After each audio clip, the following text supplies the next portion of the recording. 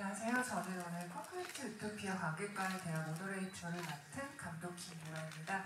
반갑습니다. 네, 뜨거운 화제작 콘크리트 유토피아의 엄태화 감독님, 박보영 배우님, 박지우 배우님 이 자리에 오셨습니다. 모두 환영의 큰 박수 부탁드립니다.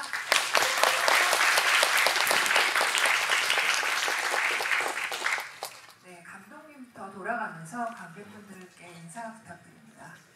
네, 안녕하세요. 콘크리트 유토피아를 연출한 엄태화입니다. 오늘 이렇게 벌스의 이보라 감독님과 또 박지우 배우랑 같이 있어서 되게 감회가 새롭고 또 보영 배우님도 또 같이 오셔서 재밌을 것 같습니다. 감사합니다. 이렇게 와주셔서. 네, 안녕하세요. 명화 연기한 박보영입니다. 저번에 GV를 할 때 또 한 번 더 기회가 되면 했으면 좋겠다고 얘기를 했었는데 그게 이렇게 실현이 돼서 너무너무 기쁜 마음이고요. 오늘도 좋은 얘기 많이 나눴으면 좋겠습니다. 감사합니다. 네, 안녕하세요. 콘크리트 유토피아에서 한국 아파트 903호 문혜연을 연기한 박지우, 벌스에서 음마 아파트 1002호 김은희를 연기한 박지우입니다. 반갑습니다.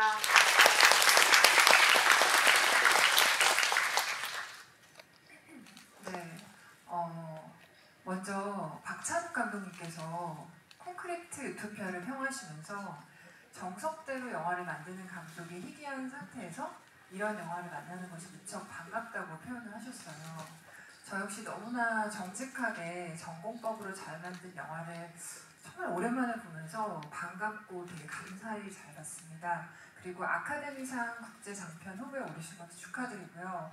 만드신 모든 분들이 무척 뿌듯할 것 같은데요. 진심으로 축하드립니다.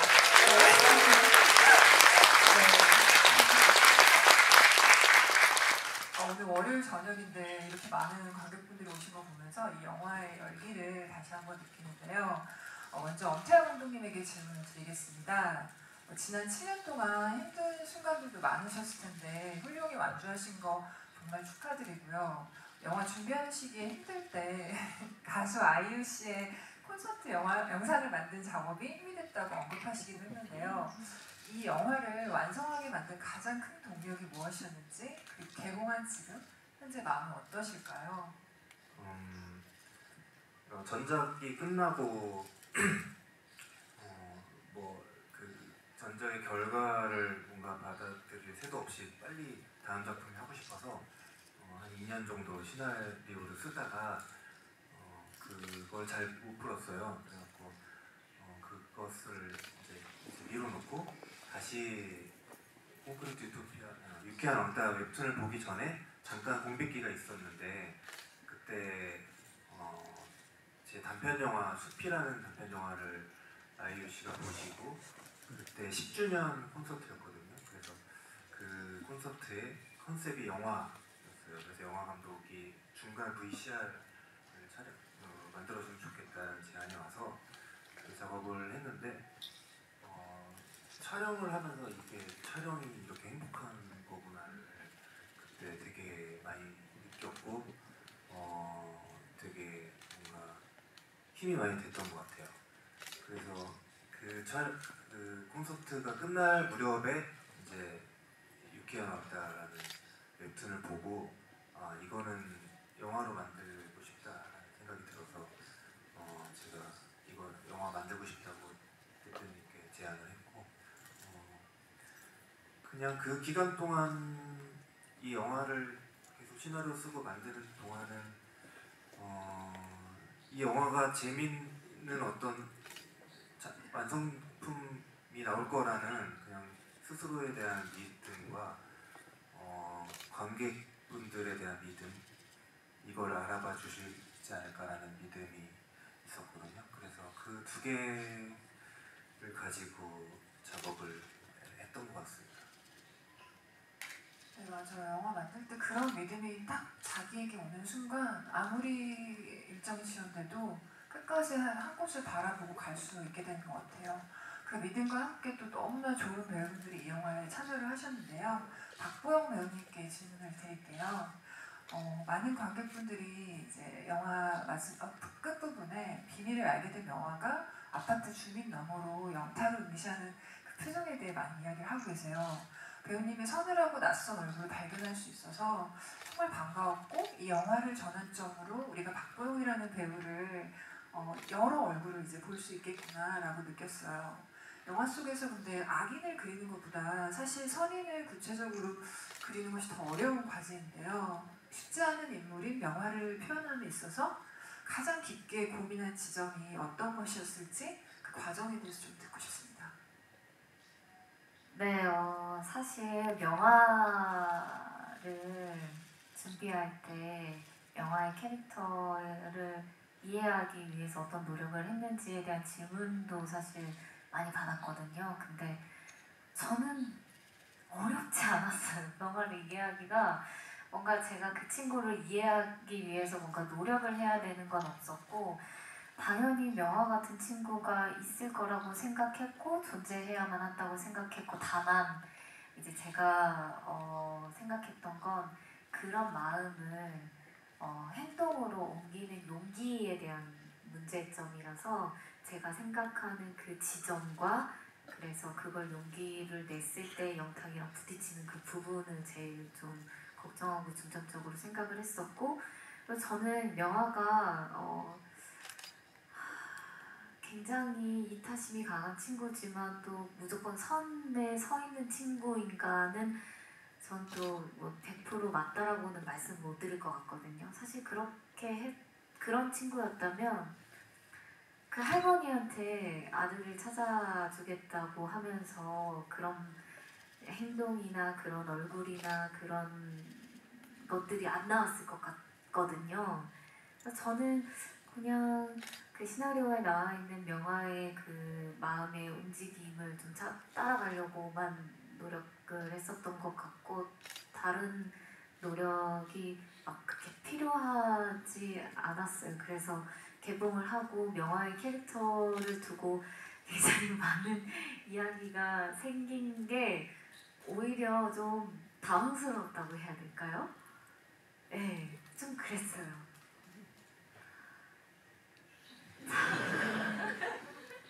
말씀해 주셔도 괜찮습니다. 네. 그리고 제가 생각했었을 때 명화는 사실 어딘가에 이제 좀 약간 기대고 민성이가 해온 모든 것에 좀 기대는 캐릭터로 봐주시는 분들도 간혹 계시는 것 같기는 한데, 그러니까 제가 봤던 리뷰 중에 민성이가 너를 위해서 그렇게 노력을 하고 밖에서 그렇게 고생을 하는데 너의 그런 그 행동 때문에 이런 사다리를 난 게 아닌가, 뭐 이런 얘기도 있었는데, 사실 제가 민성이랑 얘기를 하면서 명화가 내가 받는 보급품으로도 충분하다는 대사를 해요. 근데 그게 움직이고 뭔가를 하면서 대사가 좀 후루룩 지나가서 조금 그런 게 표현이 조금 덜 됐을까라는 생각이 들기는 하더라고요. 근데 명화는 자기의 힘으로도 충분히 할 수 있는 친구였다는 거를 기회가 되면 꼭 집어서 말씀을 드리고 싶었어요, 사실. 정말 공감하고요. 그리고 사실 명화가 간호사로서 그 주민들을 치료하고 계속해서 노동을 하잖아요. 그런데 아무래도 사실 여성의 돌봄 노동이라는 것이 강화되거나 아니면은 비가시화되는 그런 상황으로 인해서 사실 그것이 더 잘 보이지 않았던 거 아닐까라는 생각이 들었어요. 그래서 지금 대사에 대해서도 말씀해 주시니까 굉장히 명료하게 다가왔고요. 관련해서 또 엄태호 감독님도 이어서 말씀해 주실 것이 되게 많을 것 같아요. 명화 캐릭터에 있어서도요. 보호배우께서 말씀하신 것처럼 사실 명화는 단순히 굉장히 단선적인 선한 캐릭터가 아니라 그 할머니를 막 추궁하는 그런 부분이라던가, 독인처럼 끝까지 저항을 하지는 못하고 어느 정도 이러지도 저러지도 못하는 부분이 있는데, 사실 저도 이 세상을 살아가는 사람으로서 사실 독인보다는 명화처럼 불균질한 것을 안고 가는 그 긴장감 속에서 일상을 살아가는 어떤 직업인으로서 되게 공감을 많이 했었어요. 그 부분에 있어서 감독님께서는 아마 명화 캐릭터와 관련한 많은 의견들을 캐릭터 구축하는 과정에서 이미 많이 예측하셨을 것 같은데요. 현재 학생과 연결해서 명화 캐릭터에 대한 다양한 의견에 대해서 감독님이 혹시 또 덧붙여 말씀해 주시고 싶은 것이 있을까요?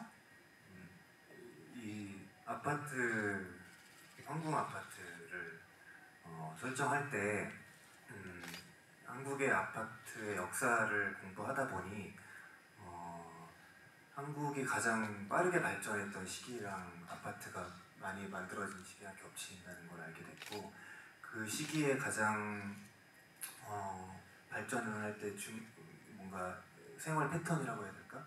그게 남자는 밖에서 일하고 아내는 안에서 집안일을 하는 가부장적인 어떤 그런 생산활동이라고 해야 되나? 그게 가장 뭐라 해야 될까?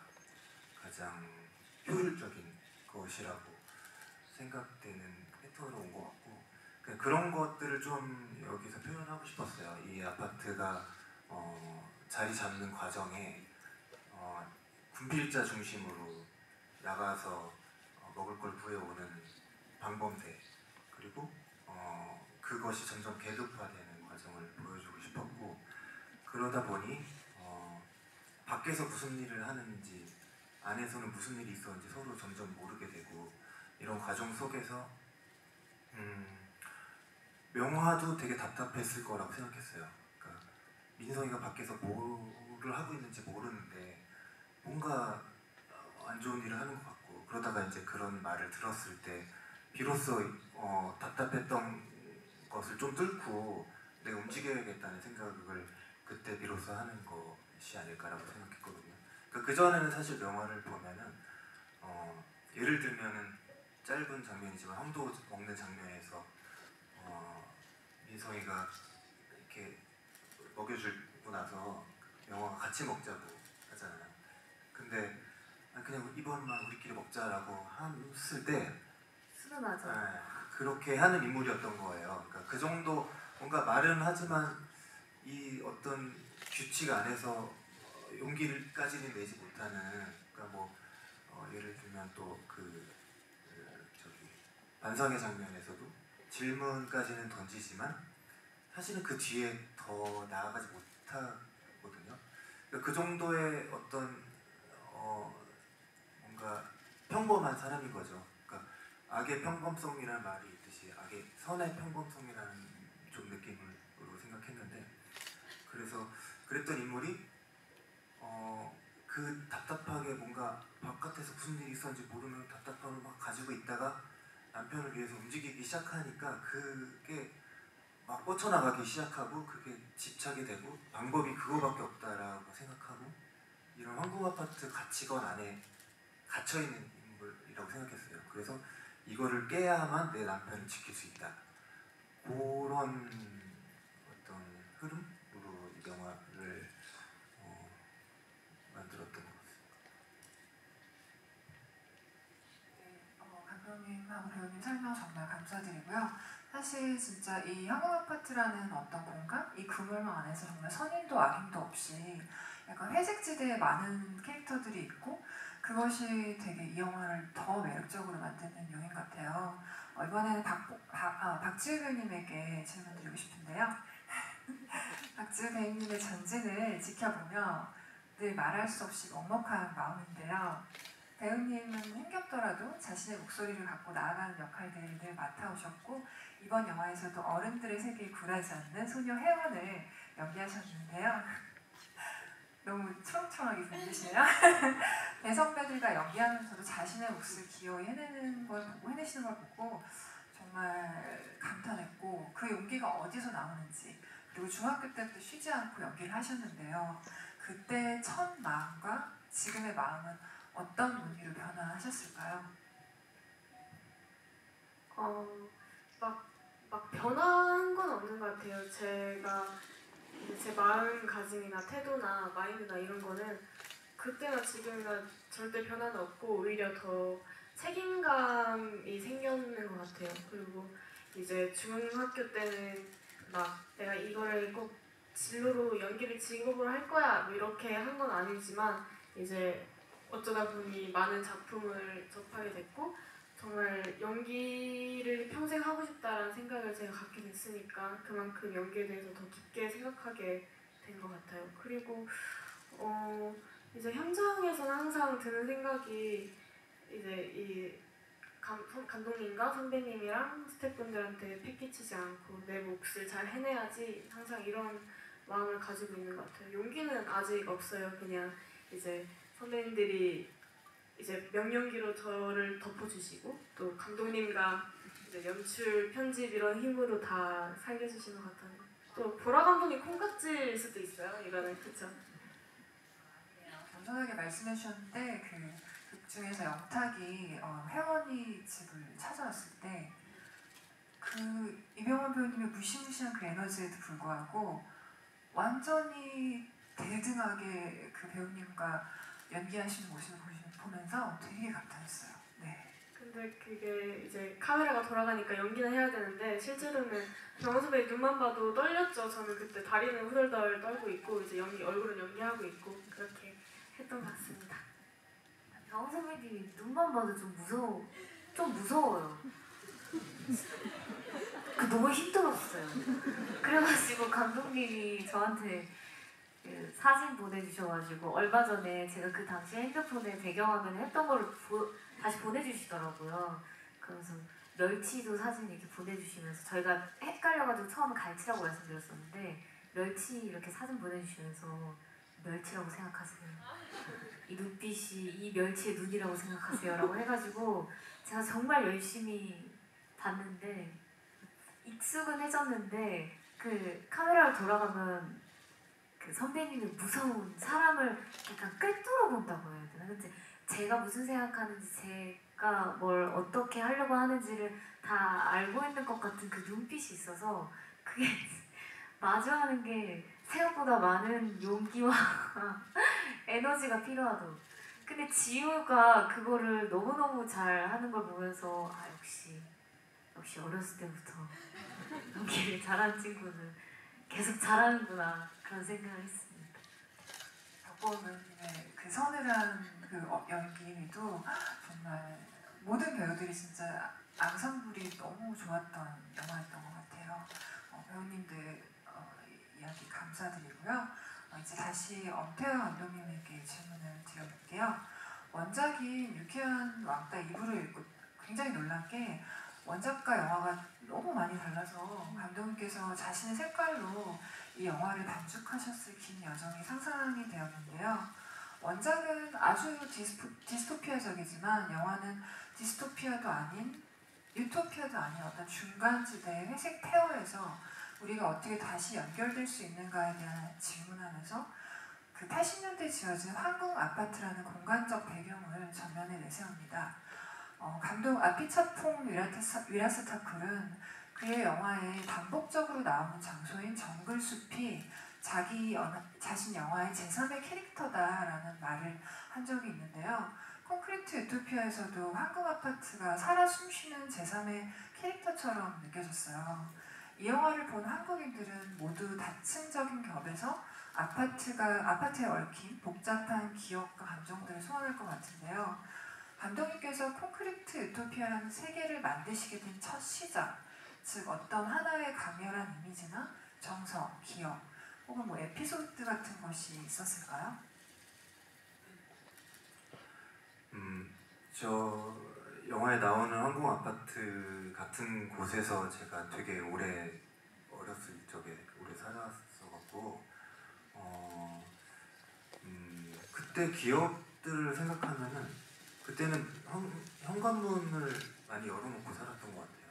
그래서 옆집에 들어가서 밥을 얻어먹기도 하고 그리고 또 기억나는 거는 비상계단이 좀 버려진 공간 같은 곳이었어요.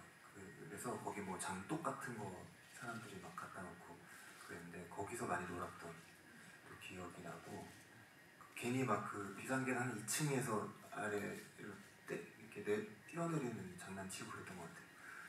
그때. 그리고 복도가 되게 무서웠어요. 밤에 끝에 있는 집에 살았는데 엘리베이터에서 내려서 복도까지 걸어가는 그 길이 되게 무서웠어요. 뒤에 누가 계속 있는 것 같고 뭔가 이런 그냥 소소한 기억들이 누구나 한국인들이라면 많이 있을 거라고 생각을 했고 물론 지금은 많이 그런 정서가 바뀌었지만 예를 들면 옆집에 누가 사는지 잘 모르잖아요. 그러니까 그런 것들을 또 이 영화에 가져와서 뭐 혜원이가 영탁을 못 알아보는 것이 자연스러운 것처럼 되기도 하고 뭐 예를 들면 박 소장님이 9층에서 우리 엘리베이터 같이 탔잖아요 뭐 할 때도 그냥 사람들이 잘 넘어가는 것도 그 영탁을 못 알아보는 것도 그렇고 그런 식으로 좀 가져다가 좀 쓰려고 했던 것 같습니다. 기억들을. 진짜 감독님 영화를 보면서 이 한국 사회에서 아파트로 상징되는 어떤 현대사와 함께하는 그 공간적 모두라고 해야 되나? 그런 정서가 굉장히 잘 드러나서 관객들에게 굉장히 다양하고 이상한 향수와 감정들을 되게 잘 불러일으켰던 것 같아요. 이번에는 배우 두 분에게 질문을 드리고 싶은데요. 감독님과 배우들과의 작업 방식도 좀 궁금한데요. 인터뷰를 찾아보니까 배우분들에게 자유를 많이 주시면서도 정확한 방향을 제시해 준 것 같았어요.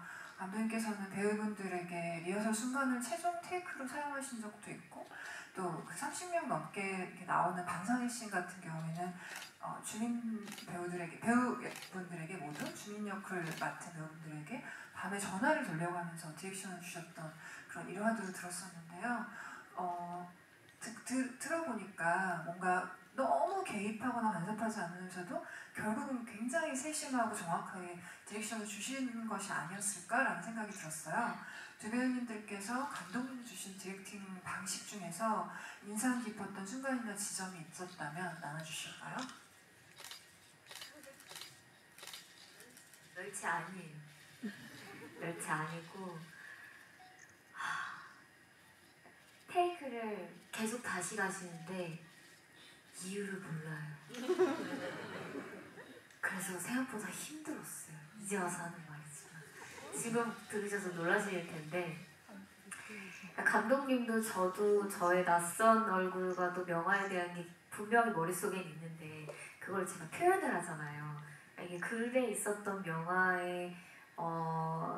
명화가 이게 실질적으로 눈에 보이는 걸로 튀어나왔을 때 저의 얼굴과 제 목소리와 제 대사로 이제 표현을 하다 보니까 이게 잘 맞지 않을 때가 있잖아요. 그걸 잘 찾아가야 되는 방향에서 저도 처음 겪고 감독님도 처음 겪다 보니까 약간 마음에 안 드셔서 계속 다시 하라고는 하시는데 저도 마음에 안 들어서 계속 다시는 하는데 이걸 이제 명확한 길은 또 제시하시고 싶으시진 않았던 것 같아요. 왜냐면 그렇게 하면 제가 또 거기에 갇힐까봐.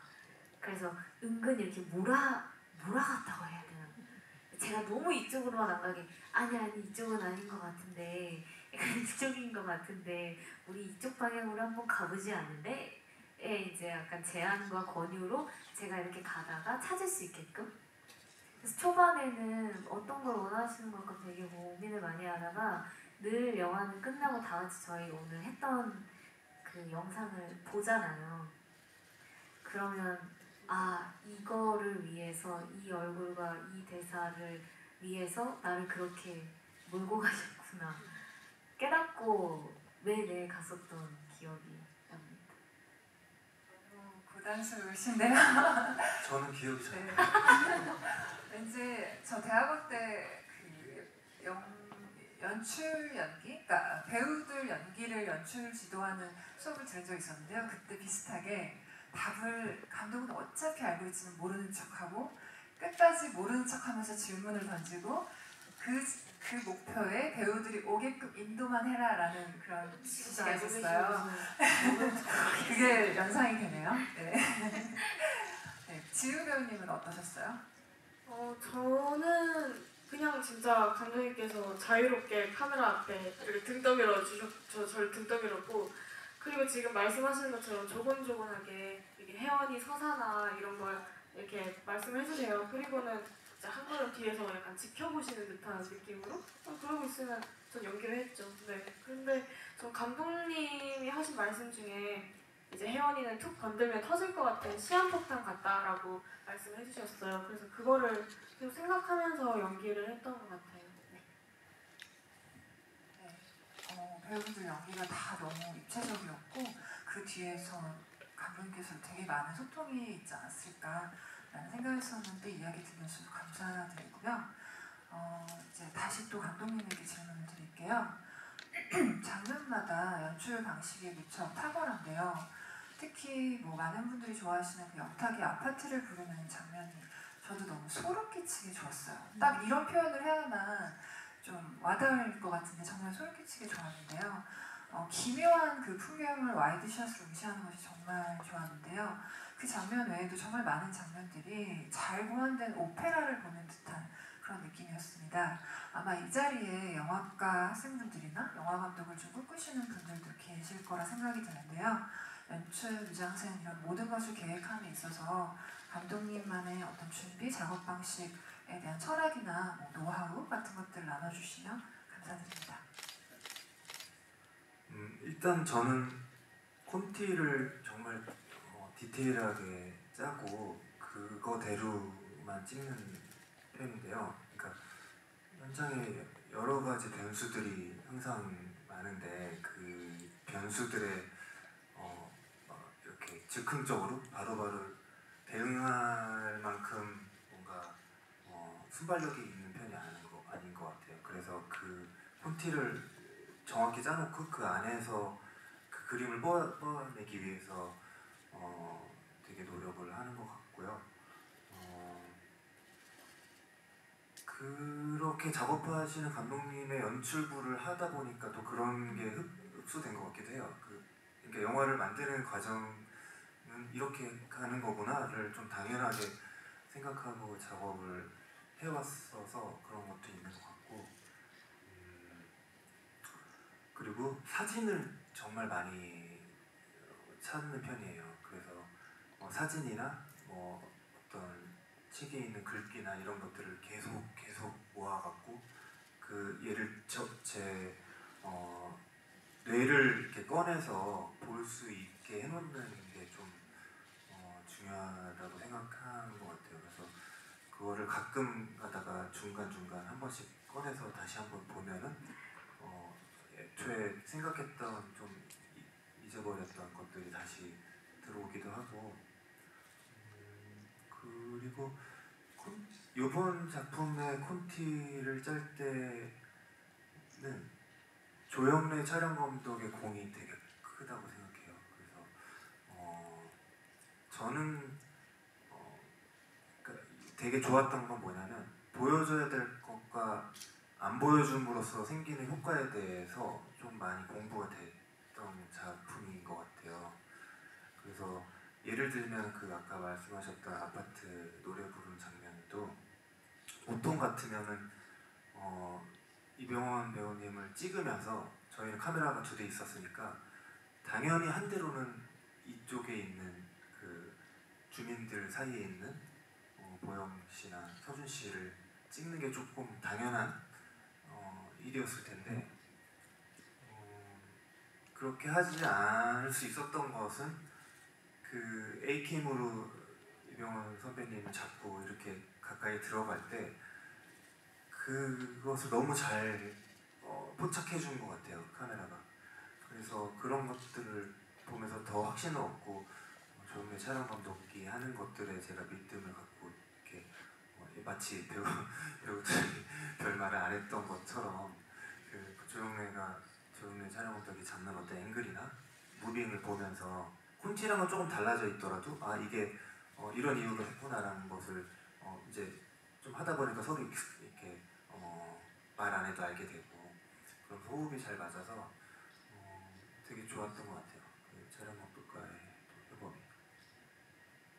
네, 감독님께서 말씀하신 것처럼 연출할 때는 정말 보여주지 않음으로써 더 보여지게 되는 그런 방식들이 있잖아요. 그래서 저도 콘유에서 굉장히 그런 장면들에서 더 매력을 느꼈던 것 같아요. 이장센 카메라 연출도 그렇지만 사실 이 영화가 생략된 것들이 굉장히 많은데 특히나 재난 이후를 다루고 또 왜 이런 재난이 일어났는지에 대한 언급이 생략이 되어 있는데 그런 방식들도 되게 흥미로웠었어요. 이왕 생략된 것에 대해서 이야기를 나누고 있으니까 그 부분에서 또 질문을 드려보고 싶어요. 연출 방식도 그렇지만 사실 시나리오상에서도 과감히 생략된 것들에 대해서 좀 이야기를 나눠보고 싶은데요. 아까 말씀드린 것처럼 재난의 이유가 나오지 않는 거라던가 또 원작과 지금 영화에서도 생략된 그런 과정들이 좀 있는데 그 부분에 대해서 좀 질문을 드려볼게요. 원작에서는 많이 나왔던 식사 장면이 나오지가 않더라고요. 대부분 뭐 전쟁이나 재난 영화를 보면 좀 식사씬이 좀 부각이 되기도 하는데 좀 그게 흥미로웠었어요. 그래서 마지막 주먹밥 장면을 위해서 아껴두셨을까 이런 생각도 들었었는데요. 뭐 그런 식사 장면의 생략이라던가 또 원작에서는 아파트 아주머니들도 프라이팬을 들고 사냥하러 가시는데 영화에서는 또 다르게 연출이 되는데 아까 말씀하신 것처럼 뭐 그런 역할 분담 예전의 역할 분담에 대한 그런 의도가 있으셨던 것 같은데요. 이러한 차이 원작과 영화의 차이와 생략에 있어서 감독님만의 더 그런 결정 배경이라던가 상세한 이야기들을 좀 들어보고 싶습니다. 제가 웹툰을 보고 가장 매력을 느꼈던 게 유쾌한 왕따의 이부인 유쾌한 이웃에서 배경이 이런 포스트 아포칼립스물을 다루는데 배경이 아파트라는 게 가장 흥미로웠었거든요. 그래서 웹툰에서는 아파트가 나오긴 하지만 그것의 의미나 그런 것들이 이제 좀 전체주의적인 이야기 쪽으로 가고, 근데 저는 이게 조금 더 아파트의 의미를 좀 보여주고 싶었어요. 그러니까 한국의 아파트가 어떻게 해서 지금의 브랜드화 아파트가 됐는지 그런 과정에 뭐 정치, 역사, 사회문화 모든 게 이렇게 아우러진 되게 한국이 집약된 장소처럼 느껴졌거든요. 그래서 아파트에 집중을 해서 각색을 하게 됐고 그러다 보니까 주인공이 영끌해서 아파트 대출을 이제 사갖고 대출을 갖고 있는 신혼부부로 바뀌게 됐고, 뭔가 그런 식으로 그 아파트에 집중해서 뭔가 격가지들을 쳐내고 더 넣을 것도 없고 이렇게 작업을 했던 것 같고요. 식사 장면. 네, 그것은 그 말씀하신 것이 저도 맞는 것 같고 그 밥이 딱 하얀색 모락모락 김이 나는 밥이 나왔을 때, 그러니까 앞서 잔치 장면에서는 고기를 먹잖아요. 남의 살이 이렇게 맛있다 하면서 고기를 먹는데 그게 남의 살을 먹는 장면과 마지막에 하얀색 밥을 먹는 장면이 좀 대비됐으면 좋겠다는 생각을 했고, 그 하얀색이라는 것이 또 영화에서 의미하는 것들이 있는데 뭔가 흑백 논리를 표현하고 싶었던 그 바둑알, 그래서 흰색이 그런 뭔가 뭐랄까 안 좋은 쪽을 선택하는데 흰색이 계속 나오고 영탁이 살해를 할 때도 흰색으로 살해를 하고 그랬는데 그게 마지막에는 하얀색 밥으로 딱 표현됐을 때 같은 색이지만 이 흰색도 양면성이 있는 것처럼 보여주고 싶었어요. 그래서 그런 맥락으로 작업을 했던 것 같습니다. 그리고 웹툰에서 그 아까 앞서 잠깐 말씀드렸는데 이게 아파트를 처음에 만든 시점 자체가 군사정권에서 시작한 걸로 알고 있는데 그렇다고 이게 영화 뭐 정치적으로 막 이렇게 해석되게 하고 싶진 않았어요. 그래서 어쨌든 근데 그 아파트의 맥락을 파다 보니까 그때 만들어진 거고, 그런 것 뭔가 군사 정권에서 만들어진 것과 뭔가 가부장제적인 것과 이런 것들이 뭔가 좀 합쳐져서 이 이야기에 담기다 보니 그런 식으로 좀 분리된 역할을 주고 싶었고요. 그래서 뭔가 명화랑 민성이 조금 더 서로가 무슨 일이 있었는지에 대해서 소통을 하고 그랬다면은 좀 더 좋지 않았을까라는 생각을 하면서 또 썼던 것 같습니다. 네, 지금 답변 주신 것처럼 영화 속에 굉장히 많은 그런 의미들이 있어서 더 이렇게 영화를 집중해서 볼 수 있었는데요. 이어서 그 아파트에 대한 얘기를 좀 더 해볼게요. 저 역시 80년대 때부터 복도식 아파트에 살았었는데요. 기억나는 기억 중에 하나가 저희 친오빠가 공부를 무척 잘해서 윗집 아주머니께서 저를 통해서 오빠가 어떤 학습지를 이용하고 어떤 학원에 다니는지 좀 알아내려고 하셨던 게 굉장히 집요하게 물으셨던 게 기억나요. 또 같은 층에는 이혼을 하고 아들과 홀로 사는 아주머니가 계셨는데 그 아주머니께서 온갖 소문의 대상이 되었던 그런 기억이 나요. 그래서 아파트라는 공간은 사실 공포와 소문과 굉장히 복잡다단한 그런 공간인데요. 한국 사회에서는 특히나 가족과 관련된 상황에 사람들이 집요해지거나 4인 정상가족 이데올로기가 아파트와 함께 괴를 같이 하죠. 그래서 콘크리트 유토피아에서는 감독님께서 어떤 의도였을까 좀 궁금했던 지점은 그래도 선 쪽에 행하려고 하는 그런 따르고자 하는 인물들은 아이가 없거나 신혼부부라도 아이가 없거나 비혼이거나 청소년이라고 느꼈어요. 그리고 또 명화와 도균 둘 다 선을 향하지만 결국 끝까지 저항을 했던 인물은 비혼 남성인 도균입니다. 그래서 감독님께서 분명히 이 복잡다단한 총체적이고 거대한 아파트에 대한 영화를 만드시면서 이러한 맥락에서 상황을 설정하신 걸까 굉장히 궁금했는데요. 그 지점에 대해서 좀 나눠주실까요?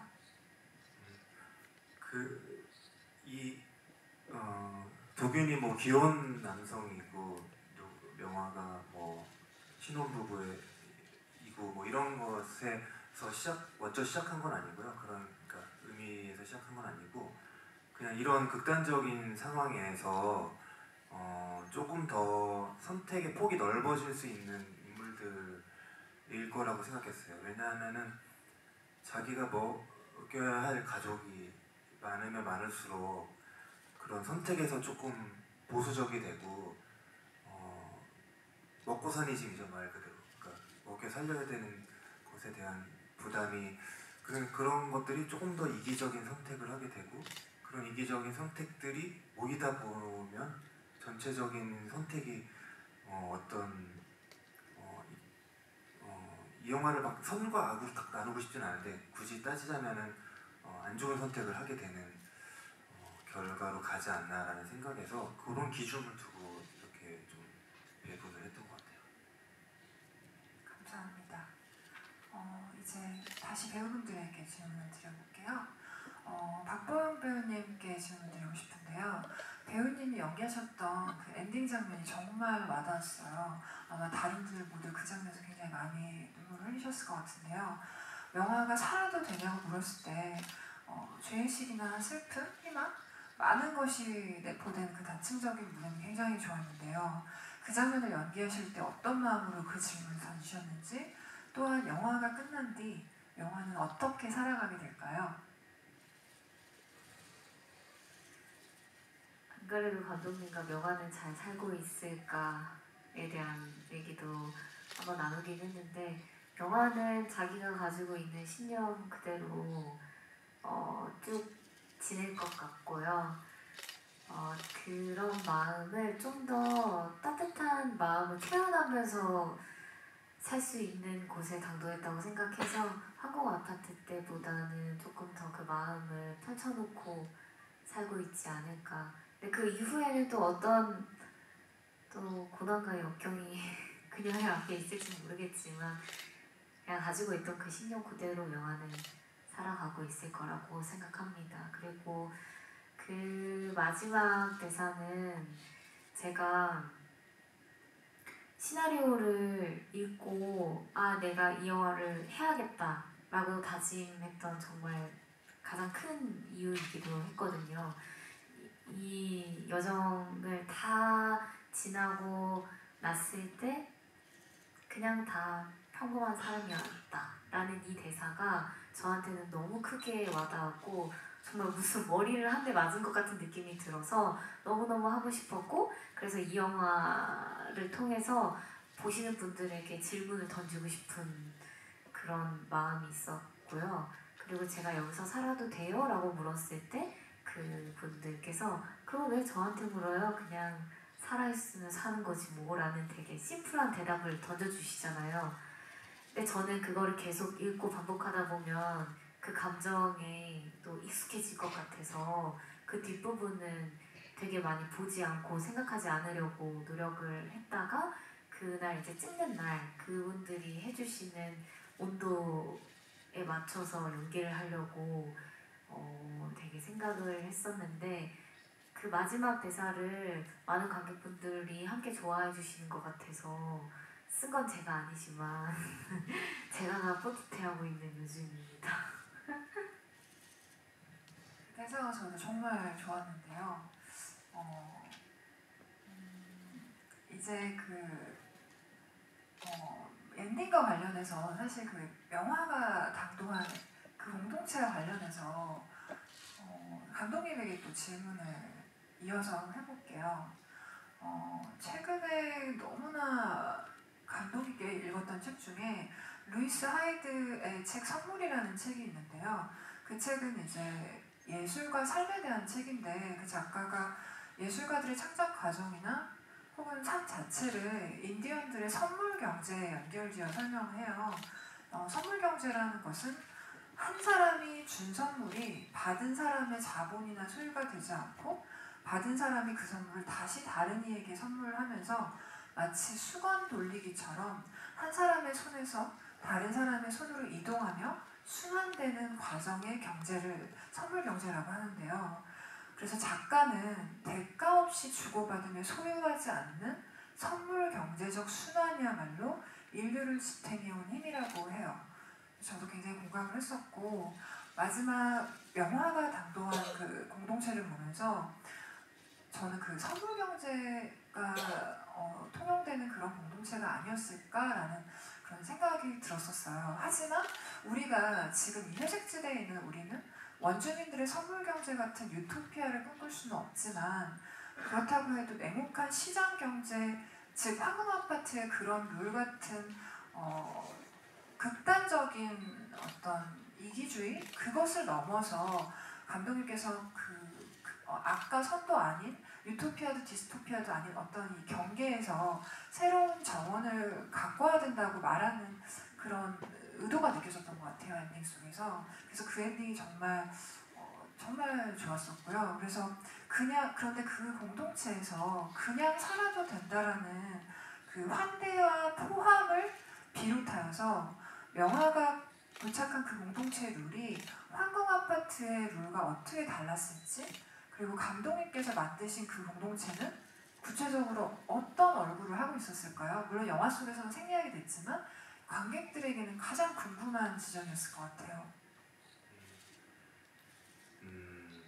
그곳이 표현 영화상에서 뭔가 이상적인 유토피아처럼 보이지 않게 하고 싶었어요. 예를 들면은 거기는 원래 거기 살고 있던 사람들이 아니고, 그러니까 살 곳을 찾아서 돌아다니다가 보니 그나마 조금 들어가서 살 수 있어 보이는 공간이어서 사람들이 모여들기 시작한 곳이고, 그러다 보니까 아직은 내 집이다라는 생각보다는 일단은 모여들어서 추우니까 들어가서 살자, 그런 어떤 시스템이나 이런 게 아직 자리 잡기 전이고, 그러다 보니까 명화가 가서, 명화는 황금 아파트의 가치관에서 나온 사람이잖아요. 그러니까 물어보는 것이, 저 그냥 살아도 되는 거예요? 거기 가로치고 여기서가 있는 거죠. 근데 거기서 이 얘기를 들은 사람들은 살아있으면 사는 거지, 이걸 왜 나한테 물어보지? 라는 식으로 대답한 건데, 그걸 들은 명화는 뒤통수를 한 대 맞는 것 같은 거라고 생각을 했어요. 그래서 그곳이 막 엄청 대안적인 너무 공간이라던가 이것이 답이다라고 영화에서 표현하기보다는 이 명화라는 인물을 따라왔을 때 어쨌든 명화는 처음 질문을 했던 사람이잖아요. 그러니까 변상회에서 다들 그런 얘기들을 할 때 그래도 같이 살 방법을 한번 찾아보는 게 어떨까요? 라고 했을 때 물론 묵살당했지만 그냥 그 질문 자체가 가치 있는 거라고 생각을 했어요. 그러니까 그 질문을 누군가 던지고 같이 한번 생각해보고 답이 안 나올 수도 있지만 그냥 그 생각해보는 것 자체가 중요한 가치가 아닐까. 지금 세상이 그래도 조금이나마 더 좋아지려면 그런 질문이 중요한 것이 아닐까라는 생각을 했고, 그래서 이 영화가 끝났을 때 그런 이게 막 대안이 이거야라기보다는 그냥 그런 질문을 관객분들이 가지고 나가면 좋겠다는 생각으로 만든 공간이었어요.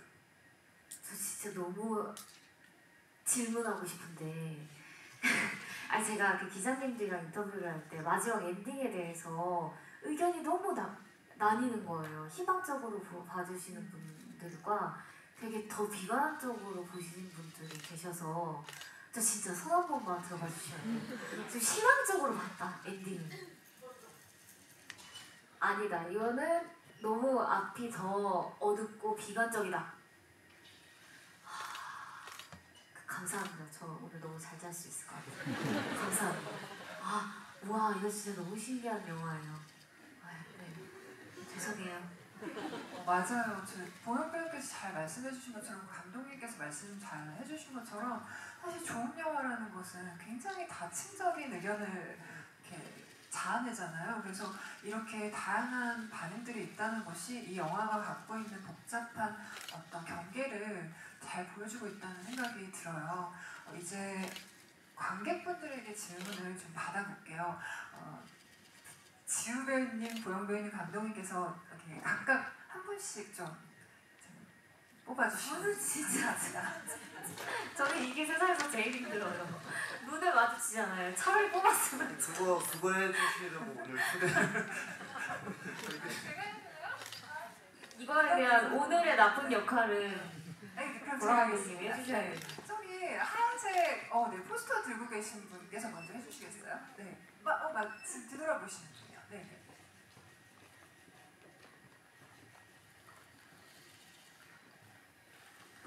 네, 안녕하세요.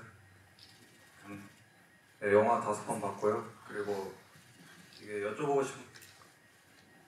싶은 게 통조림 요리가 나오긴 하는데 황도가 위주로 나오고 또 번데기가 나오잖아요. 근데 이게 통조림이 보통 대표적으로 그 스팸 그것도 있고 그리고 참치 그런 것도 있긴 한데, 근데 스팸이랑 참치 같은 건 한 번도 안 나오고 햇반은 그냥 지나쳐가지만 그래도 이게 황도랑 번데기는 또 위주가 나오잖아요. 근데 이게 혹시 스팸이랑 다른 건 제외시키고 그냥 황도랑 번데기들 위주로 선정해 주신 이유가 있는지 그게 궁금합니다.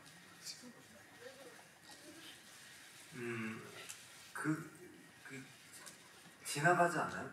지나가면서 보이지 않아요? 스팸이랑 그런 것들 같이 보였지 않아요? 근데 황도로 했던 것은 황도가 색깔이 노랗고 되게 영롱하잖아요.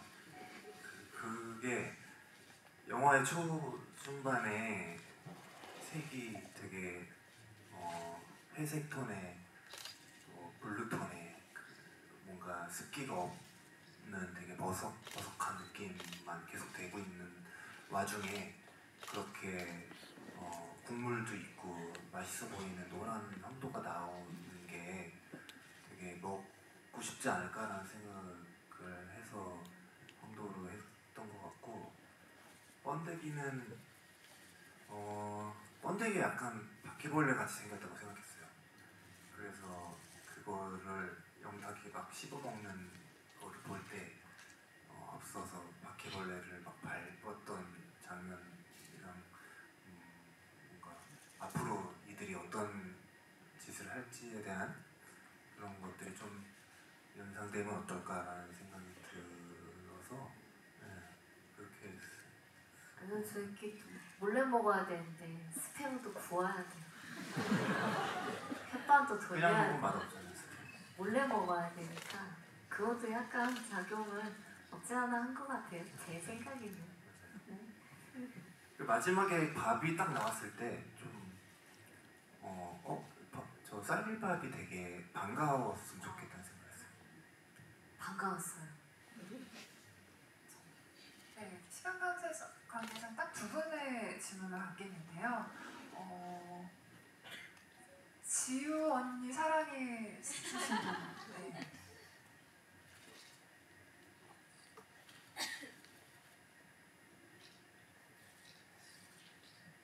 안녕하세요. 지우 언니 1번 팬입니다. 지우 언니에게 질문이 있는데요. 지금 혜원이가 살아있다면 어떤 말을 해주고 싶은지 알고 싶습니다. 혜원이가 살아있다면은 일단은 너는 정의로웠는데 이제 그 똥통에 빠져버려가지고 고생했다고 말해주고 싶고, 그리고 이제 그냥 이제 그 아파트로 돌아가서 그 어른 세대 분들한테 인류애를 잃지 말자고 꼭 얘기를 하고 꼭 그렇게 얘기를 전하라고 꼭 하고 싶어요. 감사해요. 네, 마지막 질문 하나만 받겠습니다. 너무 많으셔가지고 저기 흰색 셔츠 입으신 분, 네, 두 번째 줄에. 네.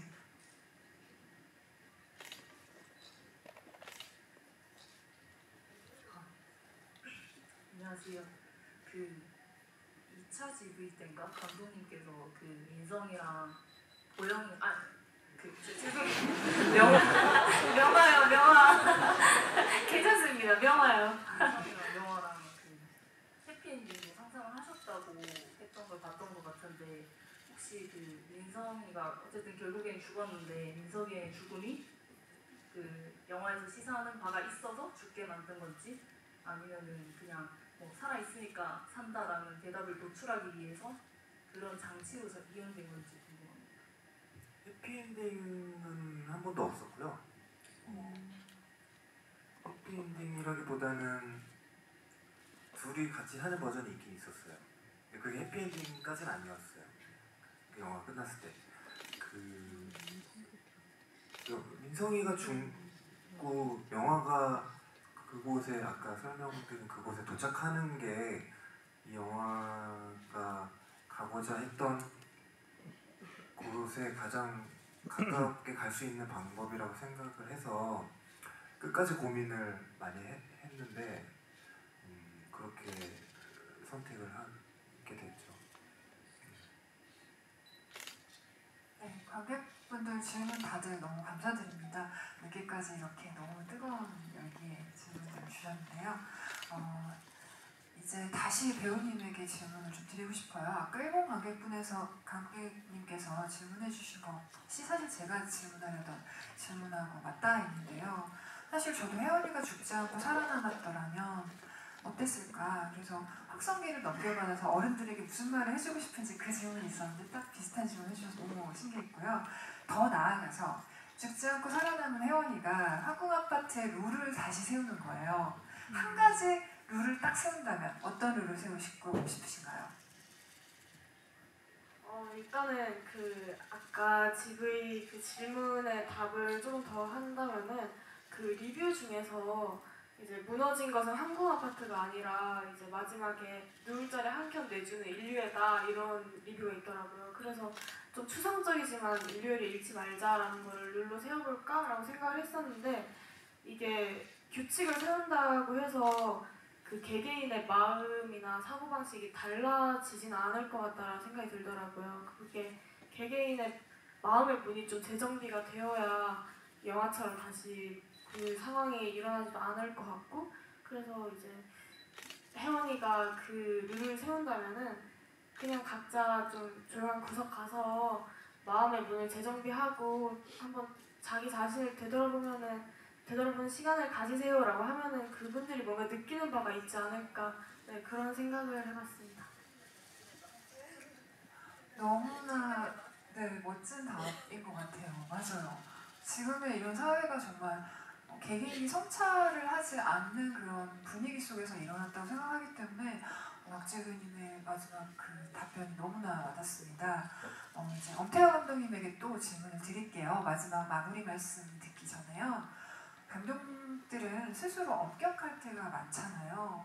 하지만 이제 감독들이 한 편의 영화를 끝내고 나면 필연적으로 어떤 도약과 내적 성장을 이루는 것 같아요.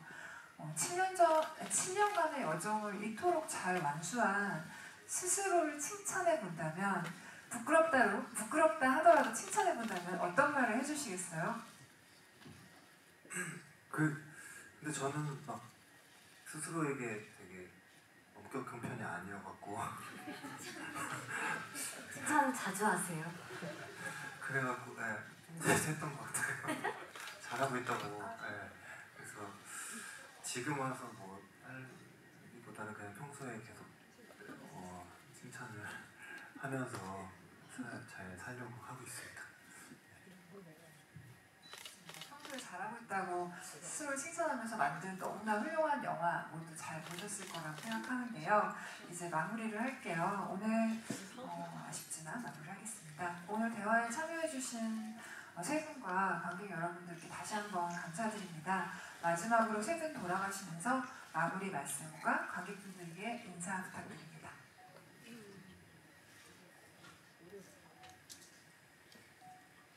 네, 이렇게 GV 찾아주셔서 진심으로 감사드리고요.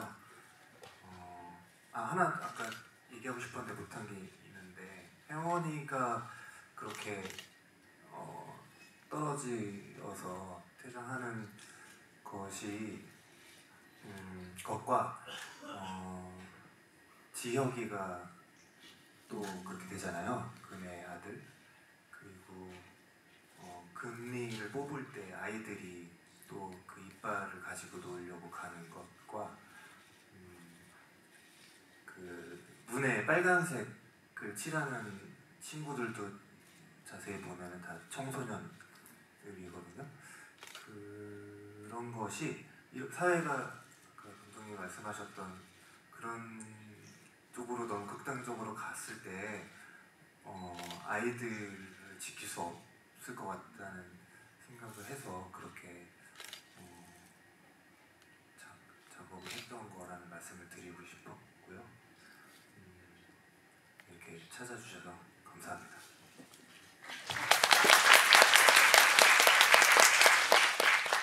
네, 오늘 그래도 명화에 대해서 조금 더 얘기를 나눌 수 있어서 저는 개인적으로 너무 후련하고 행복했고요. 매일매일 새로운 리뷰를 정말 열심히 보고 있습니다. 여기저기에서 정말 보면서 이렇게 생각하시는구나를 보는 게 저의 취미이자 요즘 시간을 보내는 방법인데요. 오늘 GV 하시고 나서 소감이나 그런 것들도 남겨주시면 제가 기어코 찾아내서 본 다음에 개인적인 방송이나 어디서든 답변해 드릴 수 있다면 답변해 드리는 시간도 한번 만들어 보겠습니다. GV 와주셔서 다시 한번 진심으로 감사드리고요. 이 GV까지 오신 거라면 저희 영화를 그래도 조금은 사랑해 주시기 때문에 오셨다고 생각해서 너무 행복합니다. 너무 감사드리고요. 오늘 조심히 돌아가세요. 감사합니다.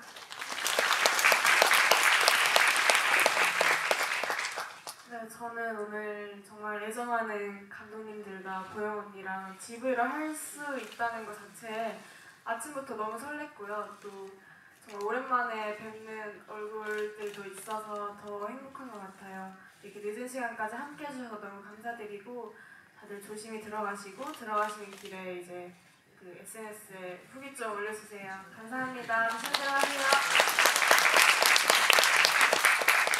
다시 한번 세 분께 큰 박수 부탁드립니다. 감사합니다.